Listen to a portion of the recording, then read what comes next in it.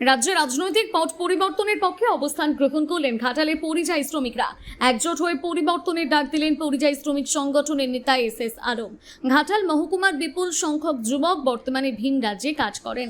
রুটে রোজির তাগিদে সোনার কাজ থেকে শুরু করে নির্মাণ ও অন্যান্য শ্রম নির্ভর পেশায় যুক্ত একটা বড় অংশ রাজ্য বিধানসভার ভোটে পরিযায়ী শ্রমিকদের সংগঠিত করতে এবং তাদের স্বার্থ রক্ষায় গুরুত্বপূর্ণ ভূমিকা পালন করছেন ঘাটালের পরিযায়ী শ্রমিকদের নেতা এস আলমের অভিযোগ, গত প্রায় 50 বছরে রাজ্যে প্রত্যাশিত উন্নয়ন না হওয়ায় কর্মসংস্থানের অভাব তৈরি হয়েছে, যার ফলে পরিযায়ী শ্রমিকের সংখ্যা ক্রমশ বেড়েই চলেছে।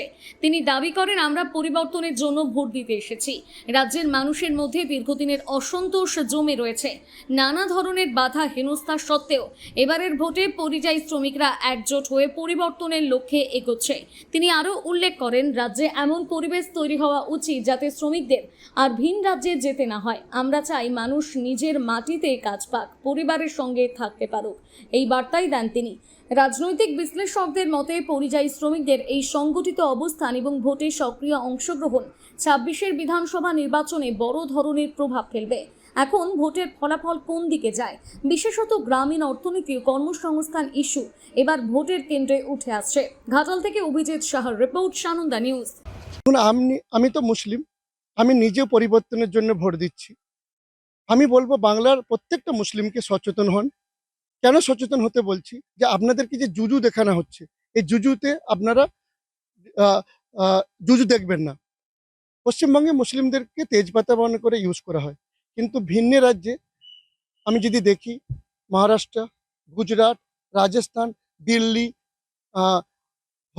হরিয়ানা, আমার মধ্যপ্রদেশ, উত্তরপ্রদেশ, বিহার, সব জায়গায় তো বিজেপি সরকার। আর ম্যাক্সিমাম বাংলার পরিযায়ীরা কোথায় আছে? সব ওই রাজ্যে আছে। আর সেখানে তো হিন্দু মুসলিম সব পরিযায়ীরা ওখানে কাজ করছে। সেখানে যে যদি তারা সেফ ফিল করে, সেখানে যে যদি তারা কাজ করে ইনকাম করে এখানে পয়সা পাঠাতে পারে, তাহলে এই রাজ্যে যদি বিজেপি সরকার আসে, তাহলে কেন এখানে কাজ করে করতে পারবে না? কেন তাদের অসুবিধা হবে?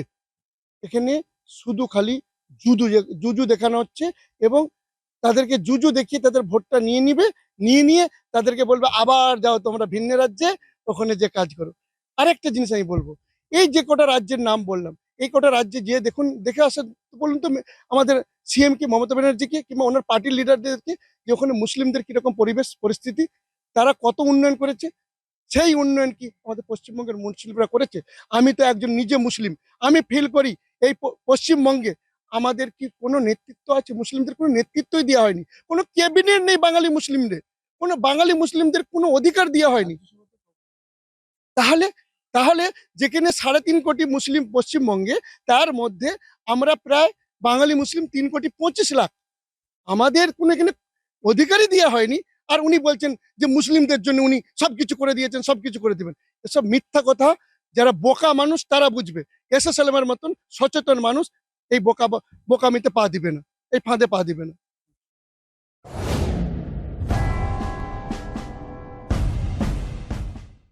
জ্বালানির সংকটে ইন্ডাকশন ওভেনে রান্না করছেন, কিন্তু বিদ্যুৎ বিল নিয়ে চিন্তিত? চিন্তা কেন? বিদ্যুৎ বিল বাঁচাতে আজই বাড়িতে স্থাপন করুন সোলার সিস্টেম। শুধু ইন্ডাকশন ওভেনই নয়, এই গরমে চলবে এসি, ফ্রিজ থেকে শুরু করে জলের পাম্প, সমস্ত কিছু। তাহলে আর দেরি কেন? আজই কল করুন স্ক্রিনে দেওয়া নাম্বারে। সামার অফারে 3 kilowatt on grid solar system পেয়ে যাচ্ছেন মাত্র 1,05,000 টাকায়।